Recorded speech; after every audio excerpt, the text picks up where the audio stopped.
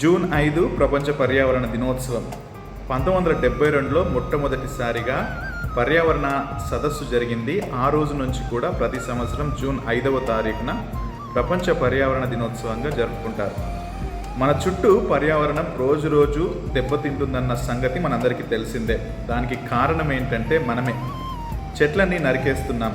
అభివృద్ధి పేరిట మనం చెట్లను నరికేసి బిల్డింగ్స్ కట్టుకుంటున్నాం. అది మంచిదే, అయినా దానికి తగ్గట్టుగా చెట్లను నాటడం కూడా మనం అలవాటు చేసుకోవాలి. సో చెట్లు మన అనుదిన జీవితంలో మనకెంతో మేలు చేస్తాయి కాబట్టి చెట్లను నాటి మన పర్యావరణాన్ని మనం మొదటిగా కాపాడుకోవాలి. రెండవది, వాయు కాలుష్యాన్ని తగ్గించాలి. మనం వాడే బైక్స్ కావచ్చు, లేకపోతే కార్లు కావచ్చు, వాటి నుంచి వెలువడే పొగలో కార్బన్ మోనాక్సైడ్ ఉంటుంది.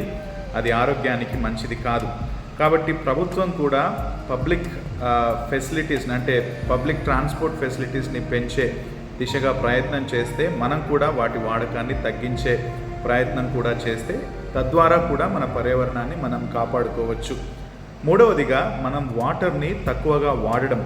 మన ఇంట్లో పైప్స్ మనం చూసుకొని ఎక్కడన్నా లీకులు ఉంటే వాటిని సరిచేయడం, మన వంటింట్లో వాడే వాటర్ కావచ్చు, బాత్రూమ్స్లో వాడే వాటర్ కావచ్చు, అవి తక్కువగా వాడడానికి కూడా మనం ప్రతి ప్రయత్నం చేస్తే కూడా చాలా మంచిది. చాలా ముఖ్యమైన విషయం ఏంటంటే ప్లాస్టిక్ వినియోగం.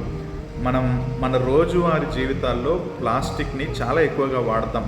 కాబట్టి ప్లాస్టిక్ని మనం ఎంత తక్కువగా వాడితే మన పర్యావరణానికి మనం అంతగా మేలు చేసే వాళ్ళు అవుతాం. పేపర్ బ్యాగ్స్ వాడడం, బట్టతో చేసిన బ్యాగ్స్ వాడడం మనకు చాలా మంచిది. అదేవిధంగా బాటిల్స్, ఎస్పెషల్లీ వాటర్ బాటిల్స్ యొక్క వినియోగం కూడా మనం తగ్గించాలి. ఇవన్నీ మనం చేస్తే పర్యావరణాన్ని కొంతవరకు మనం కాపాడవచ్చు. ప్రభుత్వం చేస్తుంది, కానీ వ్యక్తిగతంగా మనం కూడా మన బాధ్యతగా పర్యావరణాన్ని కాపాడే ఉద్యమంలో పాలు పంచుకోవాలి. లేకపోతే రాబోయే తరాల్లో, ఎస్పెషల్లీ మన పిల్లలు ఉండే తరంలో ప్రతి ఇంట్లో కూడా ఆక్సిజన్ సిలిండర్ కొనుక్కోవాల్సి వస్తుంది. గాలి తీసుకోవడానికి కూడా చాలా కష్టమైపోద్ది.